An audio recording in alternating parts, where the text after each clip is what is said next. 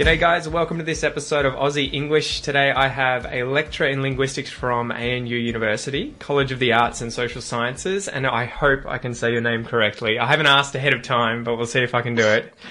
Ksenia Gnevsheva. Oh my God, this is so good. You're like the first person ever to say it so well. The first time. This is really good. So how would you actually say that with a Russian accent properly? It would be Ksenia Gnevsheva. Far out. See, and that it's those consonant clusters that we just don't really have in English, right? That we have trouble with. That's right. So I usually tell people that I have a silent K and a silent G at the beginning of my name. So they just skip it. They don't even worry about it. Far out. So I thought I harassed you to come on the podcast because I was seeing this. I had all these friends sending me this article or a few different articles recently about your study, and I'm sure you've sort of, received quite a bit of attention now. But can you tell me about this study where it was that you found out migrants are learning or picking up Australian slang, non-English speaking migrants, or at least as their first language, they're picking up slang faster than English speaking migrants. So I guess my first question is, how on earth did you come up with this question? What made you decide to ask it and study it? Yeah, I think a lot of my research or research in general is quite personal. So I think this is what happened to me. So I would consider myself a second language speaker of English. And I first moved to the US from Russia. So I lived in the US for about 3 years, and I acquired an American accent. So actually, when I first moved to the Southern Hemisphere, people asked me, "Oh, where are you from in the US?" So they could definitely tell that I had lived in the US. Yeah. But then I've lived here in the Southern Hemisphere, first in New Zealand and then in Australia for, about 7 years now.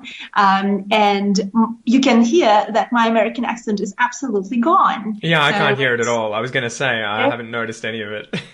Yeah. So I used to say car and park and things like that, and now I say car and park. Did you have to actively try and lose that R pronunciation when you came down to the Southern Hemisphere? Was that a trial? Did you actually have to spend quite a bit of time in the mirror practicing that, not saying the R's? You know what's funny is that it happened sort of below my level of consciousness. Actually, that's not true. I was consciously trying to retain it. Oh, I was really? consciously trying to retain my R because I had lived in the US for a longer time at that point. I felt like I had a stronger connection with the US English. So I wanted to continue speaking with an American accent. But then my words started changing and my pronunciation started changing, and I tried to resist it. But no, within the first 2 years, my R's were gone and my vowels started changing, and I started using, New Zealand and then Australian words. No kidding. Well, we'll get to the study later on, I guess, because I've got a few questions here. Is that something that most of the people that I've ever met who lose their accents, they tend to be very young. So is that something that adults can do easily, or is your case a pretty rare case where you had one accent in a language that you spoke fluently and then it switched later on without you even trying actively? Because I've only ever heard of, for instance, I had some friends go to America when I was in high school and they came back after a year with a really thick American accent, and it took them a good 6 months to lose it. So research shows that there are a number of different factors that affect how well people can pick up a new accent, or how adaptable they are in terms of accent or language in general. And age is definitely one of the strongest predictors. So the younger you are when you move to a new dialect area or a new language area, a new country, the more likely you will be to acquire the variety spoken there. But there are other things as well. So even if you take people of the same age and move them from one country to another, there will be different outcomes. Oh, really? So motivation is one of them. Yeah. So the more motivated you are to speak with a native-like accent, for lack of a better word, the more exposure you have to the language or the dialect, your social network. So the more friends you have in the new dialect or language, the more likely you are to acquire it. So is that tied in then with contact with your L1, your first language too? So that if you do kind of come to a country and then completely sever all ties with your, L1, you're much more likely to pick up the L2 to a higher level with a much more diminished accent than if you were, say, living with Australians in Russia and only hanging out with Australians and only watching Australian TV. These can be related, but it's not a one-to-one correlation, so you can't say that. Or if you sever all ties, then it's good. One thing that we recommend as researchers to children. So, for example, quite often parents who do not speak English as their first language will try to speak English to their children in the hope that the children will acquire a better English. But actually, we have found that it's not so good for the children's development, linguistic development. It is actually we find that it is actually better for them to develop good proficiency in one language and then build on that proficiency in English. It sounds counterintuitive, but actually it's interesting. The research shows that quite often development in both languages goes hand in hand. So once they're sort of picking up one and they get exposed to another one later on, they're more likely to pick it up. Because I'm at that point now, and we have a few friends where, say, one set of friends stands out in particular because the father's Hungarian, she's Brazilian, and the kids are obviously half of half, but they've grown up in Switzerland and then come to Australia. And so it's very weird because he speaks Hungarian to them, the mum speaks Brazilian Portuguese to them, and they speak English to each other. And if I speak to them, I speak Portuguese because my wife's Brazilian. If I speak to them in Portuguese, quite often it takes a while for them to switch over from English because they know that I'm Australian, so they will just hit me with that. So we're about to have a child as well, and for selfish reasons. Congratulations. Thank you. Would you suggest sticking with just one language, whether it's English or Portuguese for the beginning, when you're raising that baby and not trying to bombard them with two at once, or they won't have a problem with either? I think most people suggest doing both languages at the same time. Because and it ties in. It doesn't only tie in with simply linguistic development, but also motivation. Because quite often, when children realize that they can get away with speaking only one language, English, the majority language in this case, they will sort of resist speaking the other home language, Portuguese, right? Well, we were thinking, let's just teach them Portuguese at home, and my family and the rest of Australia can teach the kid English, but we'll just make sure that the home is Portuguese only, for my sort of selfish reasons as well, because I want to get proficient or more and more proficient in it, right? So. Yeah, I think I can't tell you what to do here, right? There are many things to consider, and you'll have to make that choice yourself. But there are many things to consider, and there are also emotional things, emotional connections, right? Will you be happy connecting with your child emotionally in a language that is foreign to you? I think you could try both ways and see how it goes. Every family is different, and every child is different from another child. So you can see how it goes and play it by ear. Was it like that for you? Did you grow up speaking English? Because you would have to be one of the Russians that I've met with a very, very near native, almost perfect accent. And most Russians, they have that stereotype, right, of having a very thick accent because the sounds in Russian are so different. Did you grow up speaking it from a very young age, or did you learn it at a later age or through school, or? So I speak to my parents in Russian, and Russian was the only language that I grew up speaking. I first learned it as a foreign language in school, but then I moved to the US at a youngish age. I moved to the US at the age of 15. So I think I was sort of at that age where you can still, where the age is on your side. Yeah. So that brain plasticity is still there and going to help you. It was still there. Yeah, definitely. And I think I was. It's not just that. I think I'm also quite motivated, and this is why my accent changes quite a bit when I move from country to country. I think I don't know. Maybe I want to fit in and make new friends. Yeah, I was always wondering that because I find that my accent even varies in Australia depending on who I'm talking to. If I'm talking to the quote unquote bogan in Australia, I'm not going to talk as politely and as articulately as normal because I don't want to stick out. I kind of want to be like, okay, I'm one of you. And then when I talk with foreigners, I try not to use it, and a lot of slang because I want them to understand me. So does it come from a place when people do that of not wanting to stand out, or is it more that they want to be part of that group and they're kind of like, I just want to be able to speak and not have to, have to answer as many questions about what I've said, or could you say that again, everything like that. Is that part of the reason we do that? Yeah, I think there are several reasons to that. Communication, simply more efficient communication is one of them. But of course, the social aspect of it is very important as well. So when we're talking to somebody, we want to create a community. We want to be more similar to them. So at the end, this is shown in gestures as well. So you will see that when people are talking to each other, they will often inadvertently copy each other's gestures, and that applies to language as well. Oh, so that's that kind of like if one of you starts doing this in a conversation, right, the other person will do this, and wow. Absolutely, yeah. So what got you so interested in linguistics to begin with? Was it learning English when you came to America, or was it, in you from a much younger age that you had an interest in languages and linguistics?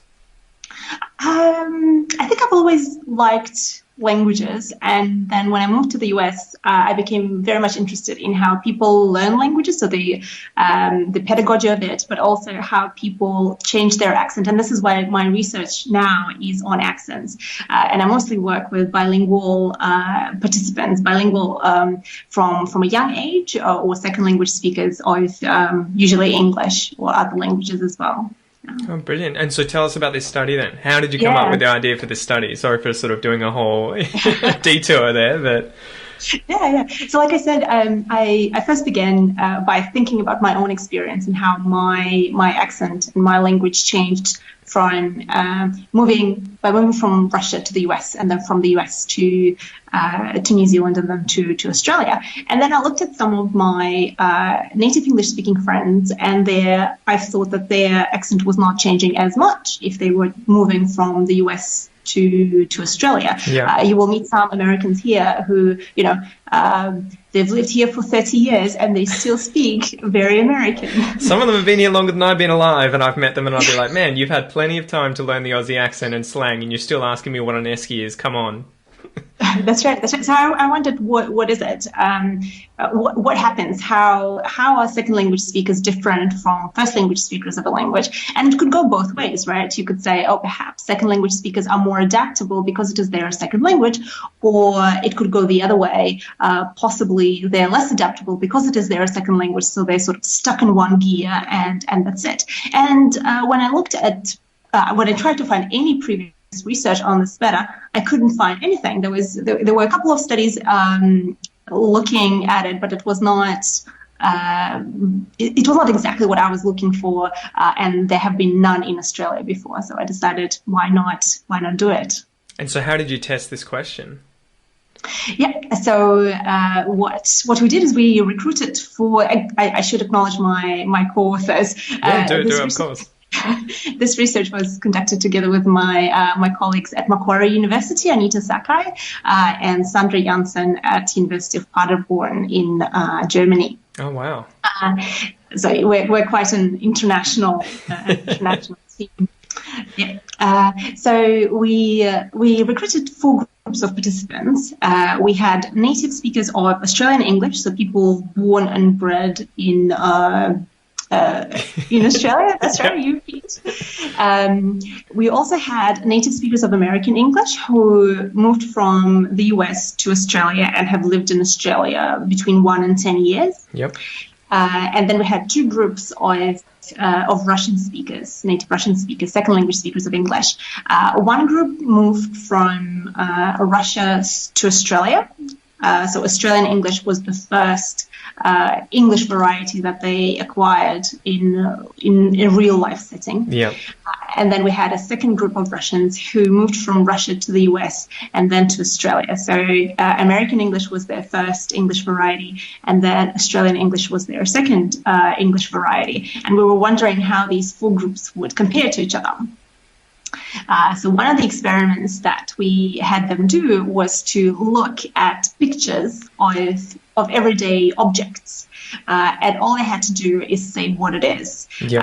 And the objects that we chose were things that have different names or different words in American English and Australian English. So esky is one example, right? So esky is the word for icebox or cooler. Yep. So cooler is the word that you would use in American English. And there are many words like that. Or like G-string, did you show them that? We showed them flip-flops, and they could call them flip-flops or thongs, right? Yep. Capsicum versus bell pepper. Of course.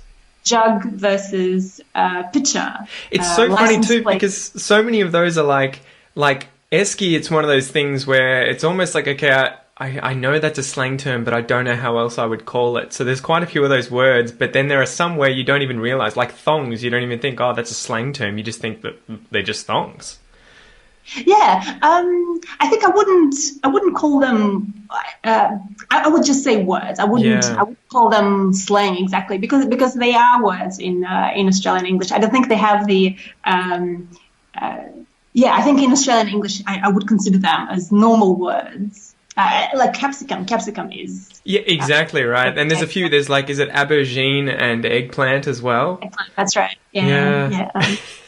So we had about 50 pictures of these items, of these words, objects, and we had people name them. And then all we had to do is calculate what proportion of these words they would use an Australian word for, and what proportion of these words they would use an American word for. And the American English speaker, or the Australian English speakers, were sort of our baseline. This is the people that we compare everybody. These people grew up here.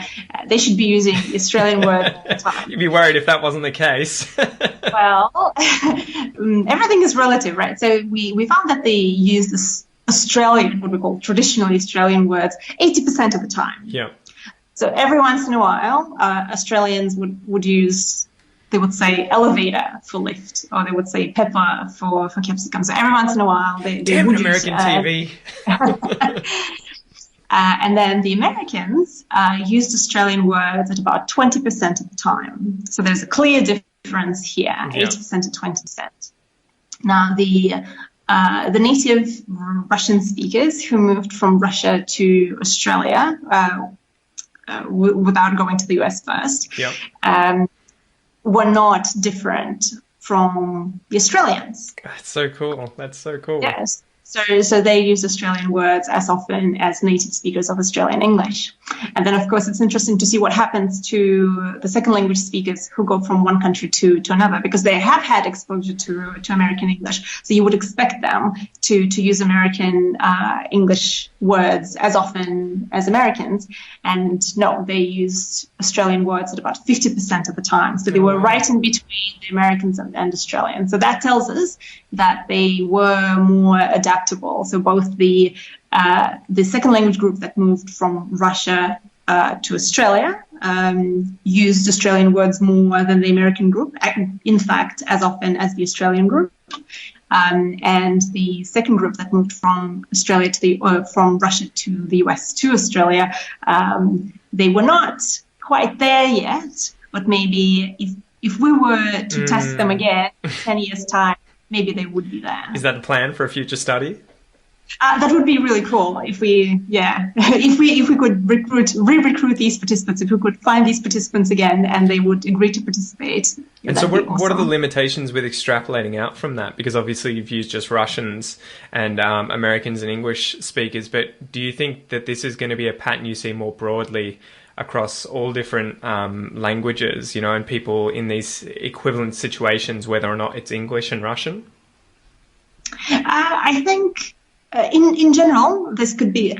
I think this could be generalized to other second language groups. Something to keep in mind is the prior exposure to the English language before moving to Australia or the US. So all of the Russians had studied English before moving to an English-speaking country. Actually, in most of the countries of the world, it is very difficult to find somebody who would have not had any exposure to English language, right? So this plays a role as well.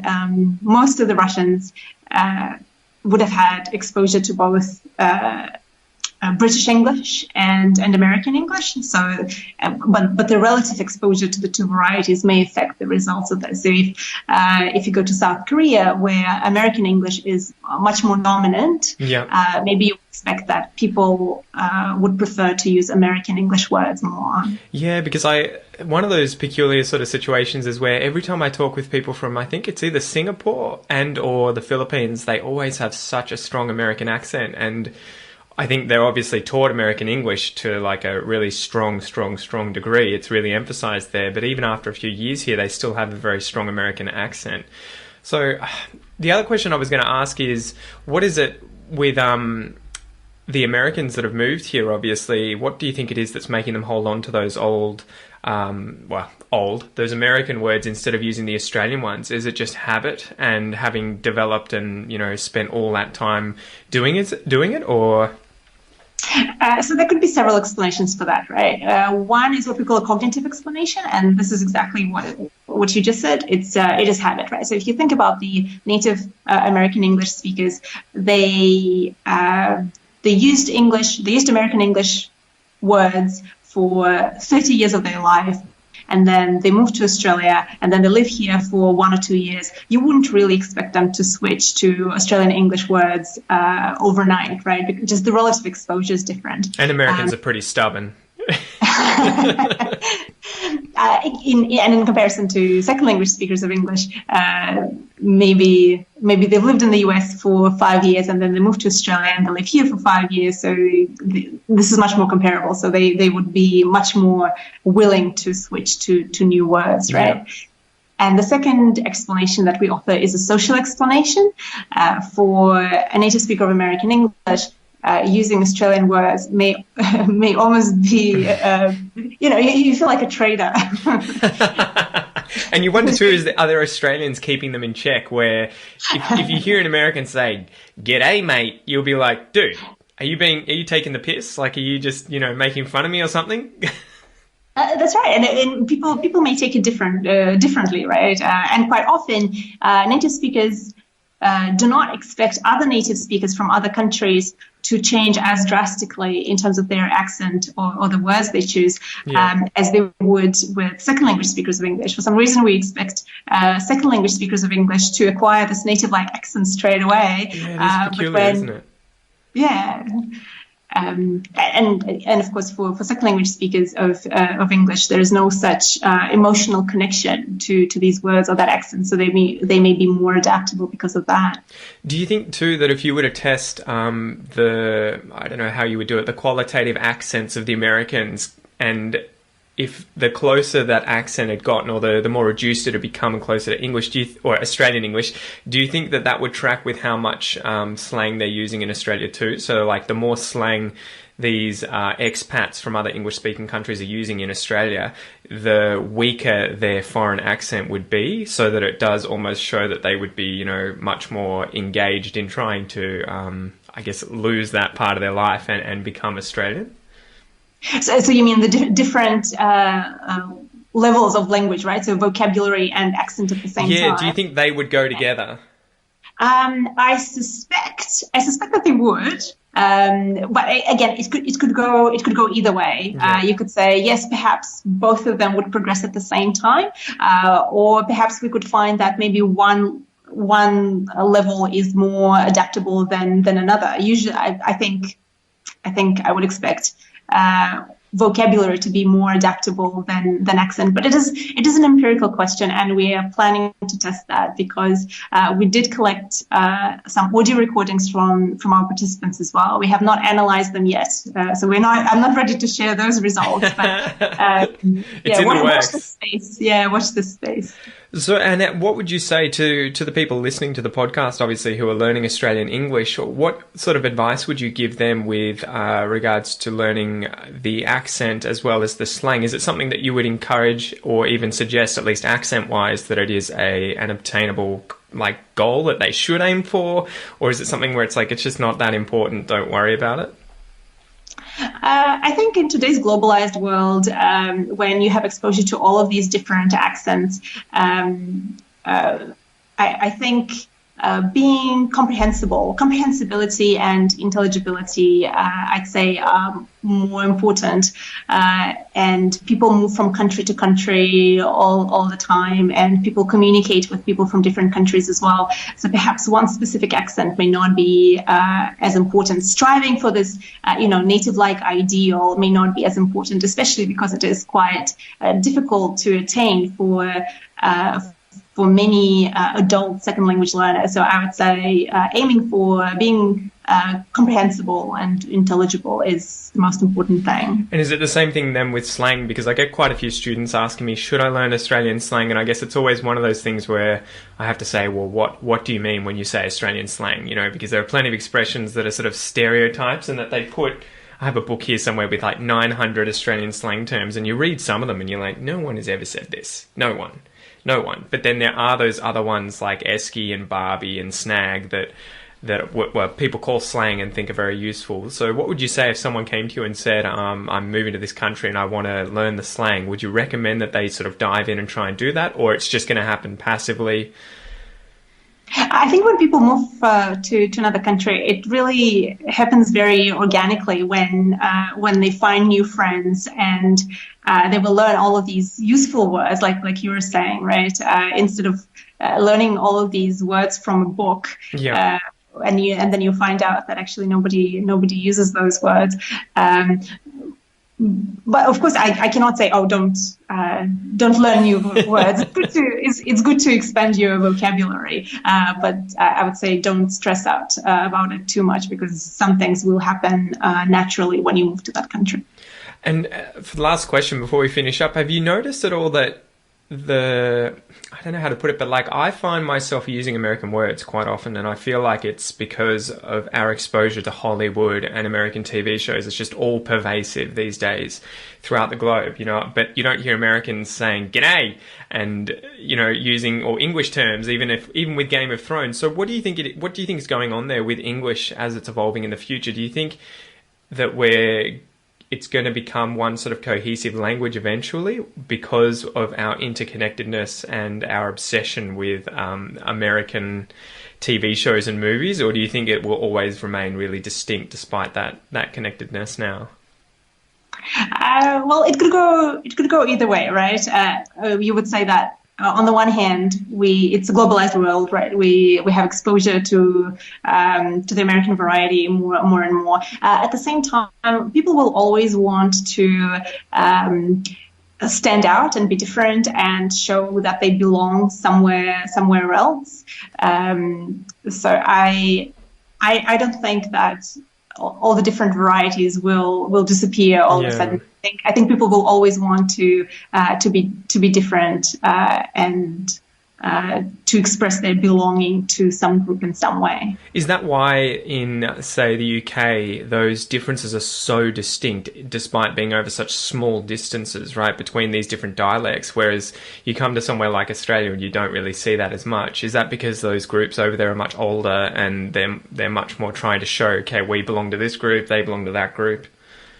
That's right. In the UK, it's the historical depth, really, the time depth, because these people lived in those areas for a long time, so they developed a different way of speaking, whereas Australia and the US as well and New Zealand are new Englishes. So they're much more homogeneous, but of course there are differences here as well. Oh, brilliant. Well, Dr. Ksenia, and let's see if I can get the surname right, Gnevsheva.